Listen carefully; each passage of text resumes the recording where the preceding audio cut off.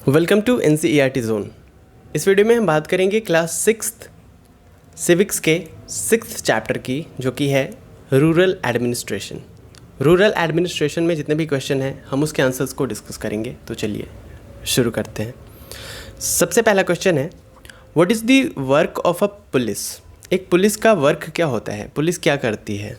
Answer है, the work of the police is to maintain the law and order of the country. किसी देश के law and order यानी कि कानून व्यवस्था को बनाए रखना काम होता है पुलिस का। The police station of any particular area is responsible for enforcing the law and order in that area. किसी भी एरिया के पुलिस का काम क्या होता है, उस एरिया के एडमिनिस्ट्रेशन को, उस एरिया के लॉ एंड ऑर्डर को क्या करना, इन्फोर्स करना, उसे कायम करना, शांति व्यवस्था बनाए रखना। The police of an area register the cases brought to their notice by the people of that area। किसी एरिया के पुलिस स्टेशन में जितने भी केसेस आते हैं, चाहे वो किसी भी क्राइम से रिलेटेड हो सकता है, चोरी से रिलेटेड हो सकता है, या फिर डेकोइट से रिलेटेड हो सकता है, या फिर कुछ भी बर्गलरी से रिलेटेड हो सकता है, रेप से रिलेटेड हो सकता है, कुछ भी हो सकता है। ठीक है, तो जितने भी केसेस आते हैं वो सबको नोट करना काम होता है पुलिस का। It is their responsibility then to inquire, to investigate and take action on the cases. और उन केसेस पे इंक्वायरी करना काम होता है पुलिस का, और इन्वेस्टिगेट करके एक्शन लेना काम होता है पुलिस का। ठीक है, बात करते हैं नेक्स्ट क्वेश्चन की। नेक्स्ट क्वेश्चन है, list 2 things that the work of a Patwari includes.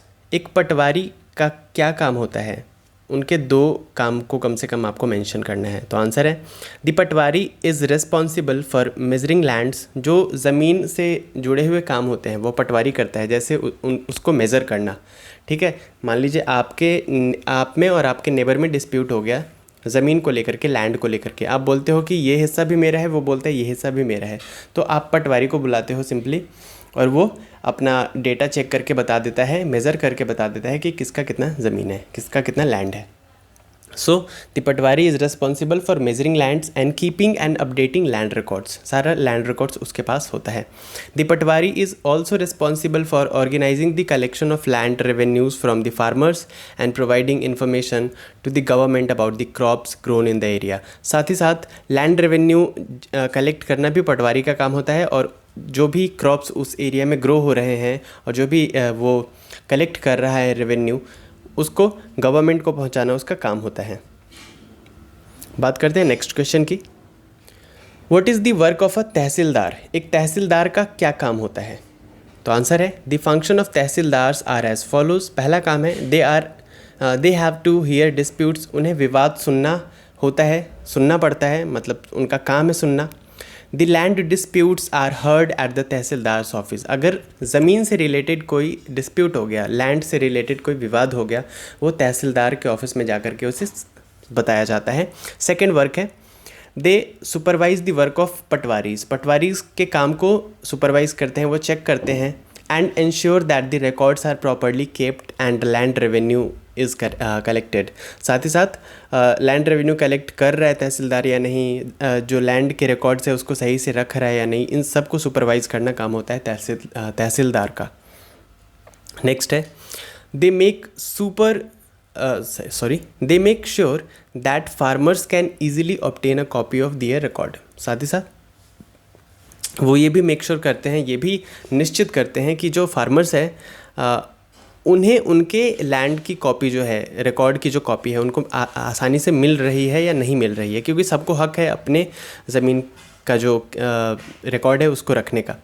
They help students in obtaining their caste certificate. साथ ही साथ स्टूडेंट्स को अगर कास्ट सर्टिफिकेट बनवाना होता है, जाति प्रमाण पत्र बनवाना होता है, उसमें भी मदद करते हैं तहसीलदार। बात करते हैं नेक्स्ट क्वेश्चन की। नेक्स्ट क्वेश्चन है, what issue is the poem trying to raise? ये जो पोएम आपके सामने गिवन है, ये किस इशू को बताने की कोशिश कर रहा है? Do you think this is an important issue and why? क्या आपको लगता है कि ये एक इम्पॉर्टेंट इशू है, और है तो क्यों है? तो चलिए सबसे पहले पढ़ते हैं पोएम। पोएम क्या है? Father inherited our house from his father. ये बेसिकली ये जो पोएम है ये एक गर्ल ने लिखी है, मतलब on the behalf of all the girls and all the women of the country. और उसने लिखा है कि हमारे पिता ने घर को, जिस घर में हम रहते हैं उस घर को उनके पिता से पाया था, यानी कि दादाजी से पाया था। And everyone says he will leave it to brother, और सब कहते हैं कि अब ये घर पापा के बाद किसका हो जाएगा, मेरे भाई का हो जाएगा। But what about me and my mother, लेकिन मेरा और मेरी माँ का क्या, उनका कुछ नहीं है इस घर में। To expect a share in my father's house it's not very womanly I am told.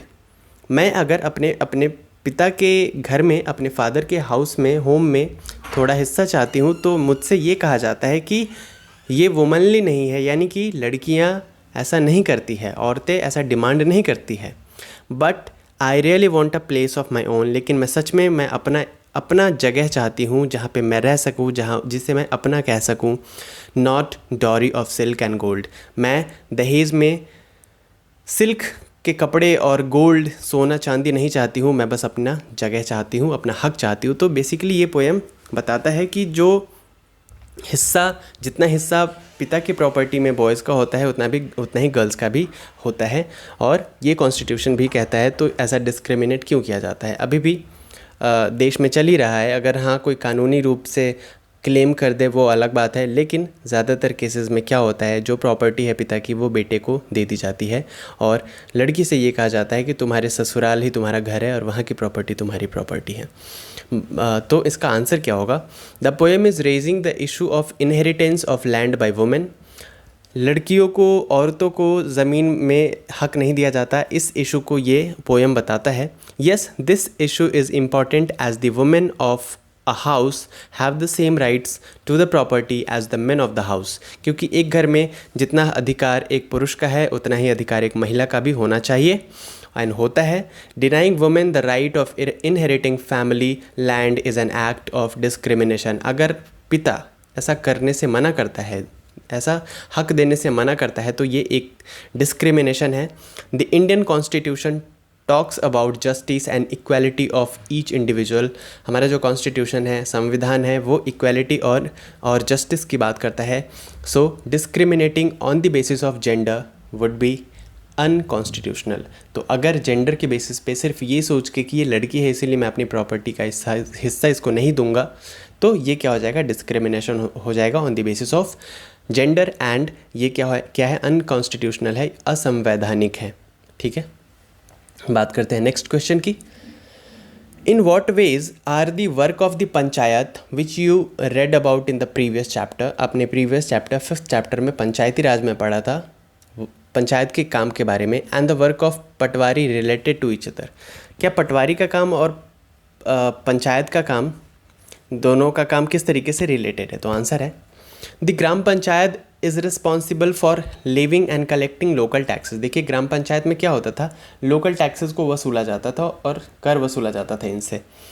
In this it's work is related to that of the patwari as the patwari is responsible for organizing the collection of land revenues from farmers. लेकिन पटवारी का काम क्या होता है, land revenue को collect करना farmers से। ठीक है, तो इस तरीके से दोनों का काम कलेक्शन का है, बट वहाँ पे लोकल टैक्स कलेक्ट किया जाता था पंचायत में, एंड यहाँ पे लैंड रेवेन्यू कलेक्ट किया जाता है। बात करते हैं नेक्स्ट क्वेश्चन की। Visit a police station and find out the work that the police have to do to prevent crime and maintain law and order in their area, specially during festivals, public meetings etcetera.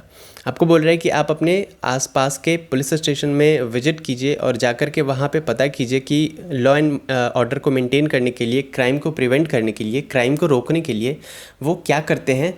और ख़ास करके जब festivals चल रहा होता है तो इस समय भीड़ बहुत हो जाती है, गैदरिंग बहुत होती है, तो इस टाइम पे वो क्या करते हैं लॉ एंड ऑर्डर मेंटेन करने के लिए, पीस मेंटेन करने के लिए, क्राइम को प्रिवेंट करने के लिए। तो सबसे पहले तो आपको वहाँ पे जाके विज़िट करना पड़ेगा। All localities have a dedicated police station. हर एक एरिया में डेडिकेटेड उस एरिया का पर्टिकुलर क्या होता है, पुलिस स्टेशन होता है। Visit the police station in your locality and meet the SHO। आप जाइए वहाँ पे और जाकर के SHO से मिलिए, ठीक है। Who is basically the incharge of the police station, जो कि उस पुलिस स्टेशन का हेड होता है, इंचार्ज होता है। Make sure that you have at hand a list of questions you need answers to. आप अपने साथ क्वेश्चंस प्रिपेयर करके ले जाइए जो भी आपको पूछना है उनसे। Also inquire about the special precautions they take at times of festivals or other large public gatherings। और उनसे स्पेशली ये भी पूछिए कि वो क्या प्रिकॉशंस लेते हैं जब लार्ज पब्लिक गैदरिंग होती है या फेस्टिवल का टाइम होता है, तो वो पीस मेंटेन करने के लिए क्या करते हैं। बात करते हैं नेक्स्ट क्वेश्चन की। Who is in charge of all police stations in a district, find out. अच्छा देखिए, एक पुलिस स्टेशन का तो इंचार्ज हो गया SHO, लेकिन एक पूरा डिस्ट्रिक्ट में जितने भी पुलिस स्टेशन है उस सब का इंचार्ज कौन होता है, तो वो होते हैं DSP।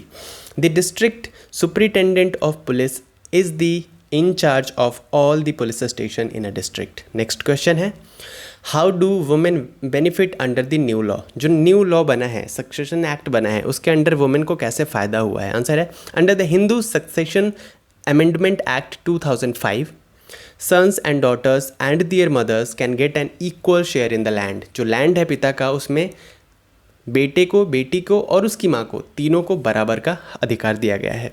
This law benefits a large number of women, right. अब कोई उन्हें घर से धक्का मार के नहीं निकाल सकता क्योंकि उनमें उनका भी अधिकार है। बात करते हैं नेक्स्ट क्वेश्चन की। In your neighbourhood are there women who own property, how did they acquire it. आप पता करिए कि आपके आस पड़ोस में क्या कोई ऐसी महिलाएं रहती है जिनके पास प्रॉपर्टी है खुद की, और उन्हें ये कैसे मिली। तो talk to the elders in your neighbourhood, अपने आस पड़ोस में रहने वाले बड़े बुजुर्गों से बात कीजिए। And try to gather information about the women who own property, और जो महिलाएं प्रॉपर्टी ओन करती हैं उनके बारे में बात करिए, information जुटाइए।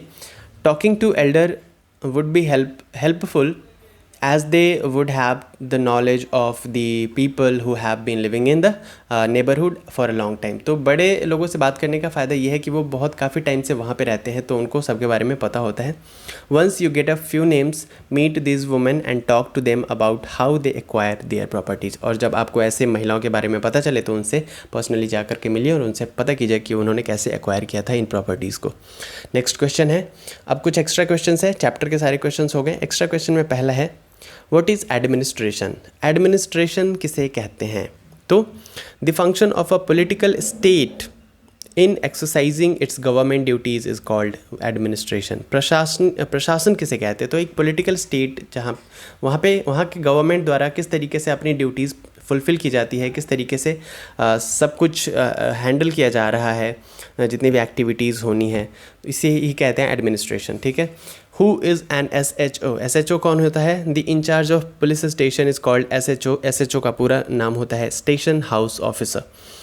What is the full form of FIR। जब भी लड़ाई होती तो कहते हैं मैं तुम्हारे खिलाफ FIR कर दूंगा। तो FIR का मतलब क्या होता है, FIR का मतलब होता है फर्स्ट इन्फॉर्मेशन रिपोर्ट, ठीक है। पहला रिपोर्ट कर देना पुलिस के पास, फर्स्ट इन्फॉर्मेशन रिपोर्ट।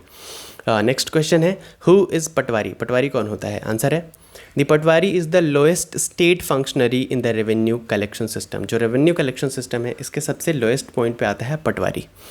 नेक्स्ट है, what is land revenue. Land revenue क्या है, the government charges some tax for the land holding of an annual basis, this is called land revenue. जिनके पास भी, फार्मर्स के पास लैंड है, वो खेती करते हैं, तो एनुअली थोड़ा बहुत टैक्स वसूल करती है government, that is called land revenue. Next question है, what is the key information in a land record. Land record में की इन्फॉर्मेशन क्या होता है, तो आंसर है की information in a land records are as follows. Current owner of the land, उस land का करेंट ओनर कौन है। एरिया ऑफ द लैंड, उस लैंड का एरिया कितना है, कितना किलोमीटर, कितना स्क्वायर किलोमीटर में वो है, या कितना हेक्टेयर में है, राइट। इस लैंड को किलोमीटर में नहीं, हेक्टेयर में एक्चुअली मेज़र किया जाता है, ओके। देन क्रॉप ग्रोन, कौन कौन से क्रॉप वहाँ पे ग्रो किए जा रहे हैं। Any other facility on the land, क्या कोई और फैसिलिटी वहाँ पे है अगल बगल में, जैसे स्कूल्स है, हॉस्पिटल्स है, कुछ है, ऐसा कुछ है। Then boundary of the land, boundary of the land कहाँ से कहाँ तक है, ये सब की इन्फॉर्मेशन होता है किसी लैंड रिकॉर्ड में, अगर आप जाके देखोगे तो इस चैप्टर में जितने भी क्वेश्चन थे हमने वो सारे डिस्कस कर लिए हैं। मिलते हैं नेक्स्ट वीडियो में अगले चैप्टर के क्वेश्चन और उसके आंसर्स के साथ। तब तक देखते रहिए NCERT ज़ोन को, सब्सक्राइब कर लीजिए, लाइक करिए, कमेंट करके बताइए कैसा लगा आपको ये वीडियो। साथ ही साथ शेयर करिए अपने दोस्तों के साथ। आप हमारे इंस्टाग्राम के पेज पे फॉलो कर सकते हैं। साथ ही साथ फेसबुक पे हमारा पेज है NCERT ज़ोन के नाम से, वहाँ पे भी जाके लाइक कीजिए। अगर आप इस पर्टिकुलर वीडियो की PDF फाइल डाउनलोड करना चाहते हैं तो इस वीडियो के डिस्क्रिप्शन बॉक्स में जा कर के आप डाउनलोड कर सकते हैं। मिलते हैं नेक्स्ट वीडियो में। Till then bye bye, take care.